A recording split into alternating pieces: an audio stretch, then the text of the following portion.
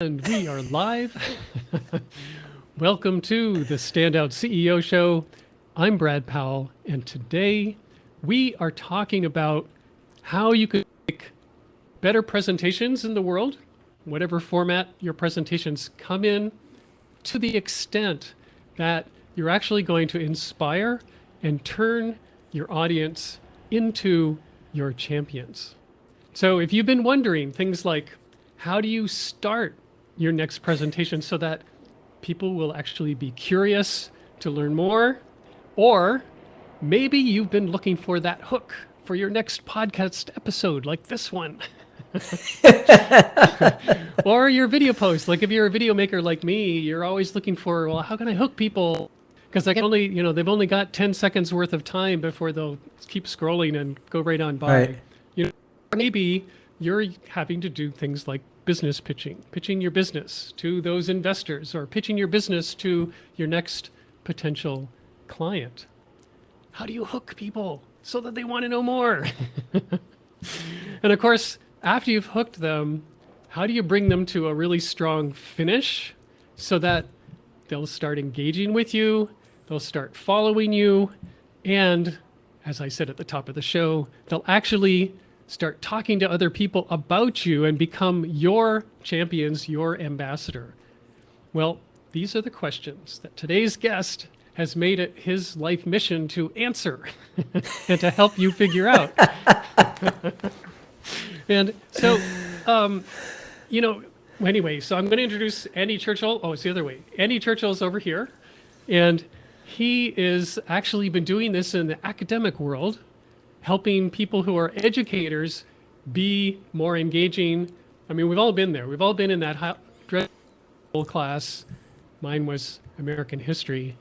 And the guy who taught American history to me was this older guy, even older than I am now.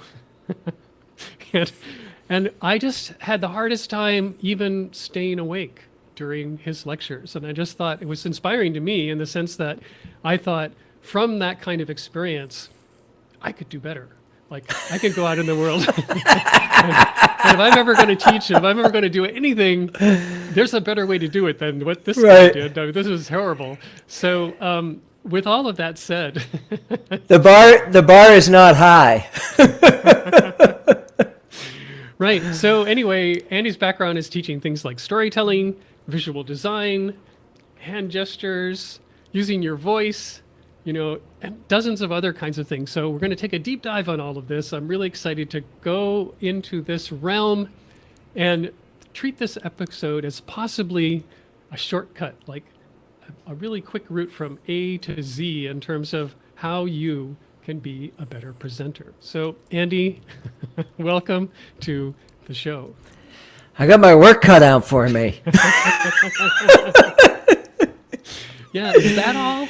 You just gave us about 8 hours of topic to get through in 25 minutes, and one of the things I always tell people, less is more. Right. Well, we're gonna create shortcuts. That's what we're gonna do. Yeah. So to start us off, I want to just go back to this word champions. Like this, I was creeping on your LinkedIn, and right at the top of your description, it's turn your audience into champions. So when you think, I know I have my own idea. If I think of audience as champions, for me, it's like, well, they're going to engage with me, but more than that, they're going to like come back for more, and they're going to start bringing their friends. Those would be awesome champions as far as I'm concerned. How do you define that? Like, what do you imagine would be the best kind of champion audience? Well, I like what you just said.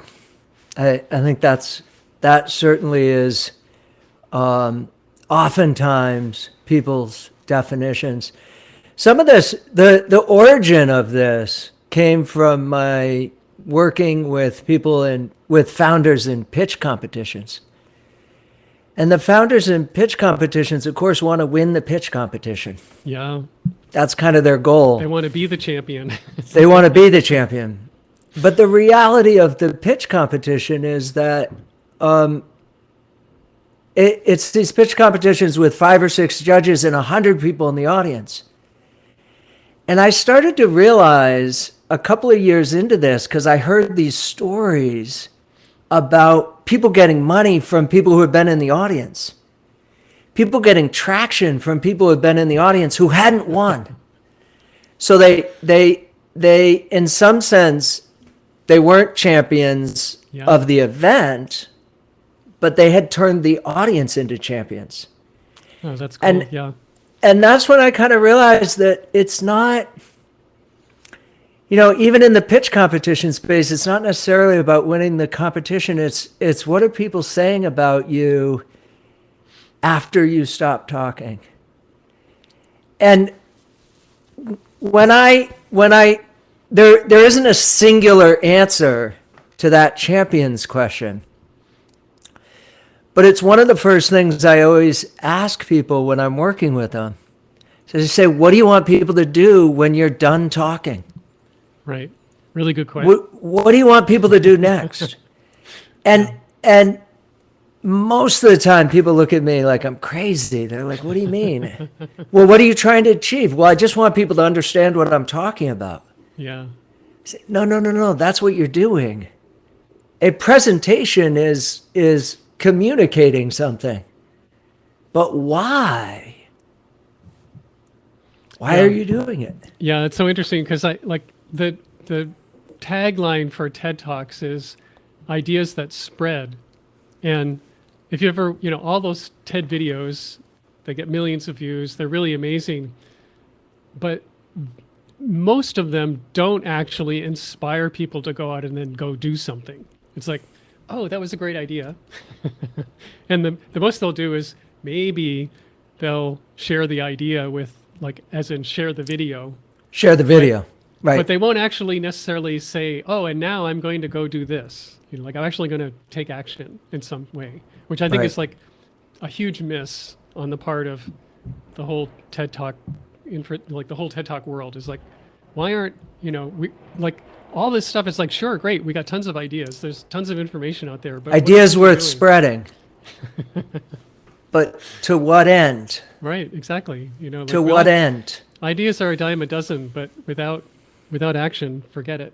But what you were talking about in terms of people in the audience actually supporting these business pitch speakers, it reminds me, there's an event here in the greater Boston area called Mass Innovation Nights, and it's run by a friend of mine by the name of Bobby Carlton. What happens there is that all of it is crowdsourced.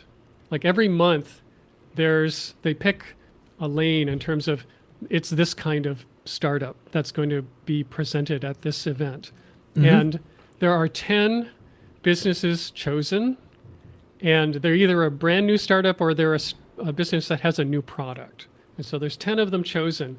And then for an entire month, they go out and they do a lot of PR around, I'm going to be at this event, to their own audience. And if you vote for me, if you come on and do these various things for me, then I could be chosen to be one of the 3 speakers to get up and pitch in front of this room full of people, which will be filled with investors and people who can actually give us money. And so it's a crowdsourced thing where literally the crowd does champion 3 of these businesses. 3 of the businesses. Right. And of course, that and then when they're pitching, they also get voted on. The crowd votes. And so the crowd literally every month champions, these entrepreneurs trying to promote and get their business off the ground in one way or another. Yeah. And I think that would be interesting too. What a great event. Yeah. Well, it's interesting. It's been very successful. It's gone on now for more than a decade. And I forget the figures, but I'm guessing it's close to $1 billion has been raised for the entrepreneurship community because through this, right? What's happened at this event? It's been very successful for the people who participated. And even the ones who don't win get literally... They get airtime. Yeah, they get a month's worth of exposure. And that's really helpful. So if we, since we're in the kind of, okay, let's create some hacks. Yeah. one hack to a better presentation is to start with that question. What do I actually want people to do when I'm done? Yeah. Right. And then there are 3 follow-up questions. And the 3 follow-up questions are, what do I need people to remember in order to do that? Yep. What do I need people to understand, which is actually different than remember? But what do I need to teach people? What do I need people to understand? People to in order to, and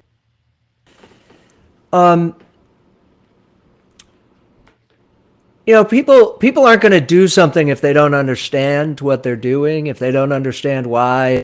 That's about credibility, it's about connection, it's about trust, it's about a bunch of things. And then the last question is, how do I need to make people feel? Right. Yeah. So if you just think about, if you just and say, okay, this is what I want people to do after. In order to do that, I need people to remember. This is what I need people to understand. And this is how I need to make people feel. You get a pretty good blueprint for what you need to do. And suddenly, all of those things that you could talk about, because no matter how much time you're given, you always could talk times as many things as the time you're given, right? Yeah. And it gives you a great filter. Gives you a great filter to be able to work through that. And people are like, well, what will feel? What does that mean? Well, to be, sometimes you want people to be inspired. I like to work around kind of inspiration, right? But sometimes you just want people to be nervous. They don't want to miss, Yeah. right? Like lots of great pitches, like a great approach for raising money in the founder space is make trains leaving the station with or without them, right? Like, we're going to be successful, either get on the train or you miss out. Yeah. And that's working around fear, not inspiration. Yeah. Yeah, I like that. That's great. The whole thing about creating an emotional experience for people is most people don't even think about it. Like it's not even on their list Right. of to-dos of like, I'm gonna say some stuff. I may teach some stuff, but there's no emotional part in there at all in terms of what they're hoping for or planning or thinking about. And it's really not as difficult as most people might imagine. Like, if you want to try and create some kind of emotional experience, and I really want to, for me, it's like, I want you to talk about this a little bit deeper. Like, what we're talking about here is creating an experience for people. Absolutely. And so, and I'm going to tie this with, as far as I know, one of the ways to create emotional experiences through storytelling. And, Yes. and from a brain science perspective, when we hear a story and the character, it could be us or somebody else, but whoever's the character of the story is, they go through an emotional experience as well as whatever else is happening, emotional response to the story. And as listeners, as people who are experiencing the story, our brains go right in there. We literally have that same mirror emotional experience as the Right. character in the story. That's happening Right. to us in real time. So talk a little bit about like how you see people can create that kind of experience for their audience. So one of the mistakes I see people make, and I'm trying to stay conscious of this hack space. One of the mistakes I see people make is they narrate the story from 10,000 feet. Mm-hmm. And two things happen. One is they're not in the story themselves. And the story itself doesn't really come alive because it's being narrated from 10,000 feet. Yeah. We see the story, but it's as if they're outside the story looking at it. Right. And then as an audience, we're going to have the same experience the presenter has. So if the presenter is outside the story looking about it, let me tell you a story about this thing that happened to me. And what you need to do is, when you're telling the story, you need to relive the story. So if you want me to come with you to this space, if you want those mirror neurons to happen, they happen because I let myself go there. I let myself relive that experience. And that's that's where the immersion comes from. That's where our phone, I don't know where mine is right now. That's where our phone disappears and we're not looking at it. Yeah. We're not kind of checking in and out and multitasking multitasking is not even a thing. We're not switching back and forth during the presentation. Half in our own life and half of the person who's talking, but fully immersed. And your audience is only going to be fully immersed in what you say if you're fully immersed in what you say and you let yourself go. And it's a leap of faith. Like you have to trust that your audience will come with you. Yeah. There, they will. They will. They always do. Yeah, I think I really agree with that. I've been practicing in my fledgling guesting on other podcast shows. Like I don't do a lot, but I do maybe once a month. I'll be a guest on somebody else's show. And often it comes like this. Somebody who's coming on my show, they have a show and they'll say, oh, you should come on my show. So we switch and we trade. But what I've been doing as much as I can, and I've been building my repertoire so that I am able to do this, but when people ask me a question, instead of telling them the answer or telling them a bunch of information or telling them like, I have all this information in my head and I'm going to share it with you now. Right. What I've been doing is I've tell them a story and do just what you're talking about. Like I'll get in the story, and usually there's stories about something that I've experienced personally, and I'll bring out the answer to their question through the story that I'm telling. Through the story. And it's been a really interesting experiment. I don't know yet, like, if I'm creating champions by doing this. The jury is still out on the champion creation part of it, but I'm finding it way more enjoyable for myself personally to be interacting this way because it just feels better. Like it just feels more interesting, entertaining, and I'm not just, like when you get in this habit, and anyone who's a teacher or somebody who gives presentations on a really regular basis, you get in this kind of a rut where, well, it's information that I've shared before and I'm doing it again, and it's hard to just... You're just downloading information. Yeah, right. And that's really hard to make that engaging and entertaining, and will keep people because off you're their not phones. Engaged. Right, exactly. You yourself are no longer engaged. Right. It's I'll tell you a story from, I don't know, it was last fall, so it was about 3 months ago.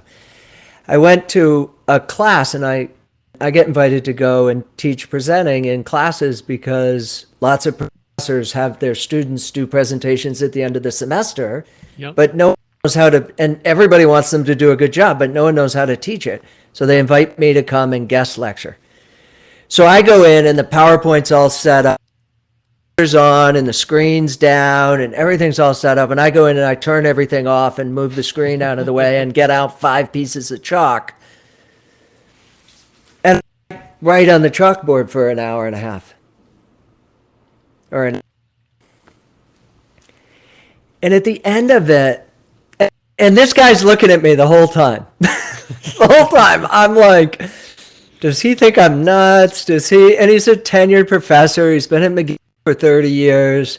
I'm talking about how to present. He presents all the time. Half of what I'm saying, he doesn't do. So he's feeling bad. Like it's dangerous territory. I go in and play around. He comes up to me afterwards. He goes, I loved watching you on the chalkboard. And I have terrible writing. I loved watching you on the chalkboard. It made me remember. I used to feel so much more alive when I used chalk. I said, well, how long has it been since you used chalk? He said, I haven't done it in like 10 years. I said, maybe you should start again. Yeah, right. Because it's true. We're so much more alive. Yeah. We're so much more in the moment. And I actually present now. I do this a lot. And then I send PowerPoints afterwards because they want notes. But I tell you, if you want to increase immersion, turn off PowerPoint. Unless you're really good at PowerPoint. I mean, I use PowerPoint, and I like to think I create immersive experiences with PowerPoint, but I've worked really hard at figuring out how to do it, and my PowerPoints don't look like your PowerPoints probably. It's PowerPoint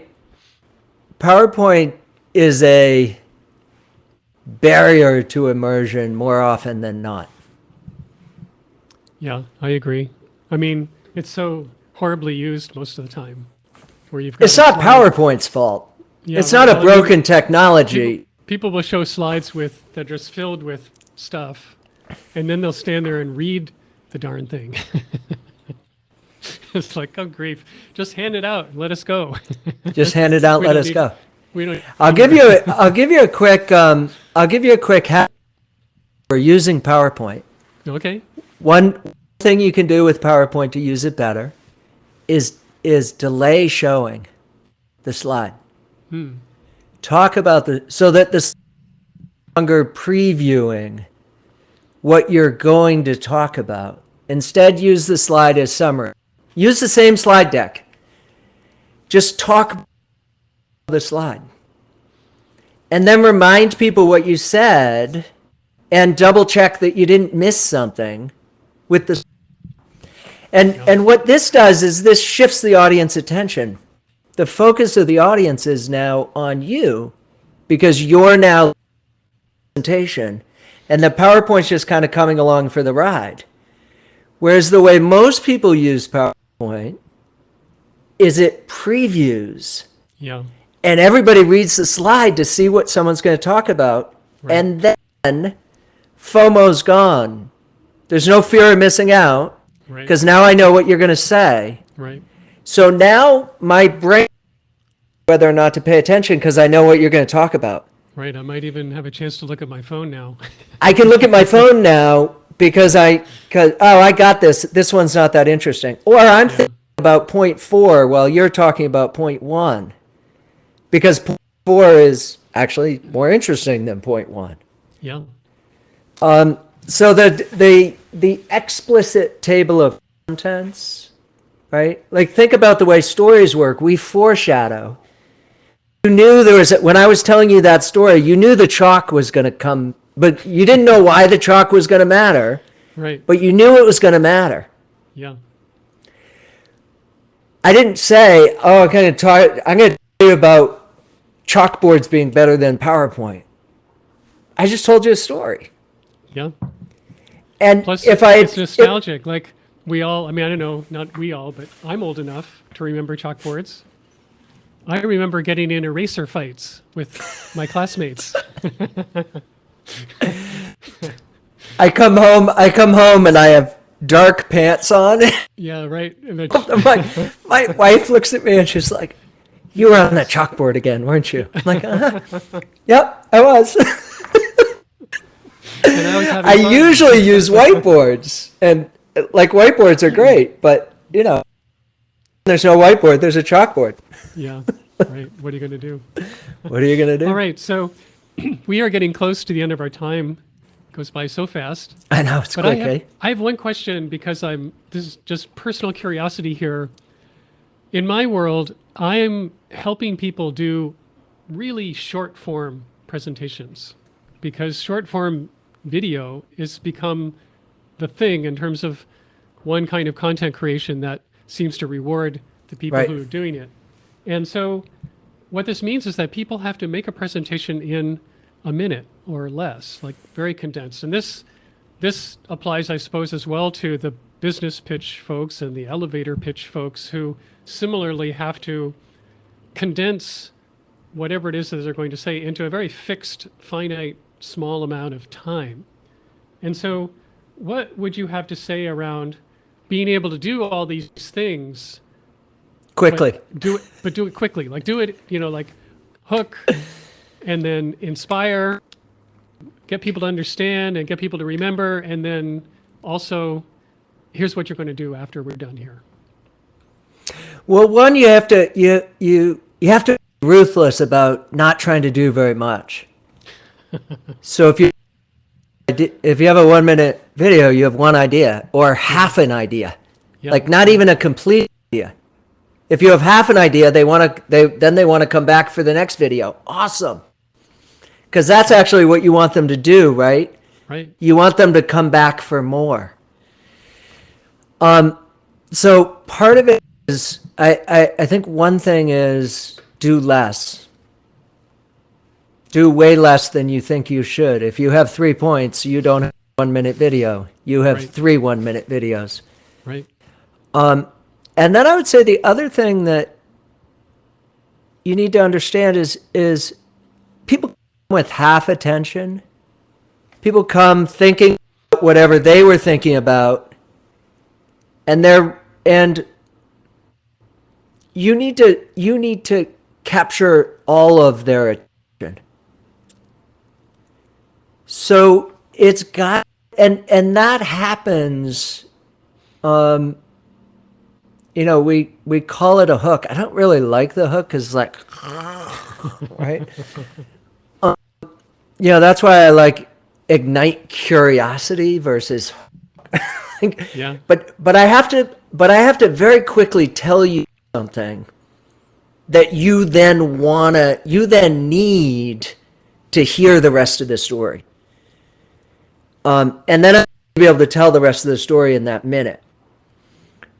But that open 5-10 seconds, I need to tell you something that you're like, oh, now I need to know the rest of the story. And I mean, as you know, it's not easy to do. No. It's not easy to do when it's because if it's clickbait, it's easy. Clickbait's easy. Clickbait's simple. But clickbait, they won't come back for more. Clickbait, they will not be your channel. Just the opposite. So you'll go viral. People will watch it. But you won't do what you wanted to do because it's clickbait, and then they don't like you.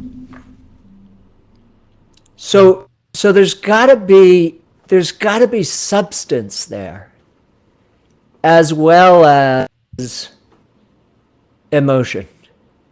Right. Right. Well, you have to make a promise, and then you have to keep your promise. You have to keep your promise. That's important. Yeah. And it can't be a trick. Do I have time for one more quick story? Yeah, go for it. So one more quick story. And it's another one of these pitch competitions. And I have this old story of somebody bringing a Where's Waldo slide. And everybody leans in. They're like, what do you mean, where's Waldo? And the whole pitch is about trying to find something that's hard to find so it works. So then next year, everybody's got a gimmicky slide of like, well, we want to do something different that's totally...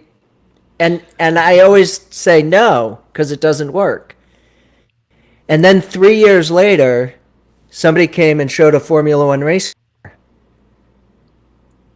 And the story was about an engineer who walked into the operating room who said, we solved this problem years ago, Formula One race car driving.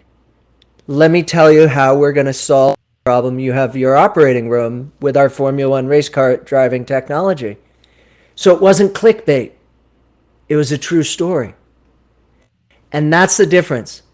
You can find something that's surprising. You can find something that people are like, oh my God, I need to know. But it can't be clickbait.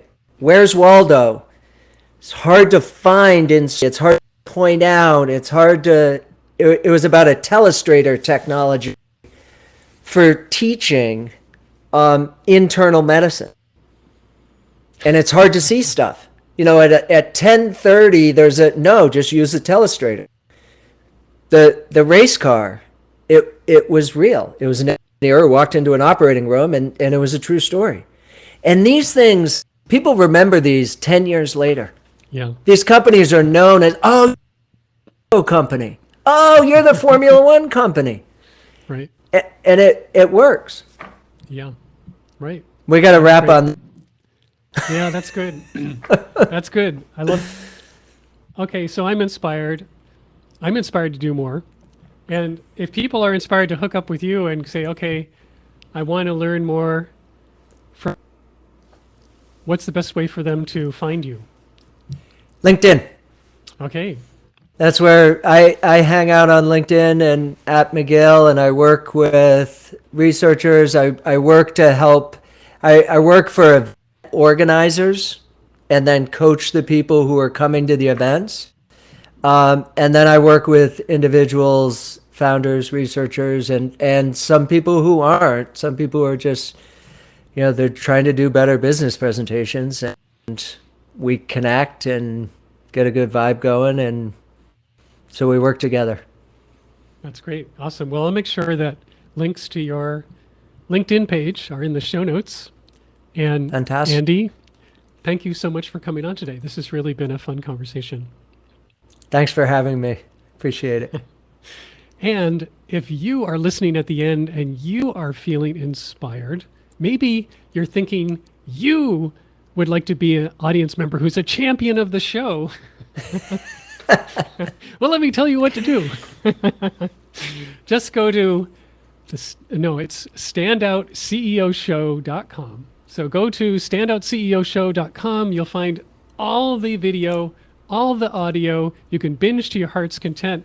And if this episode inspired you, just share it with a friend. Thanks so much for watching and or listening. And until the next time, so long.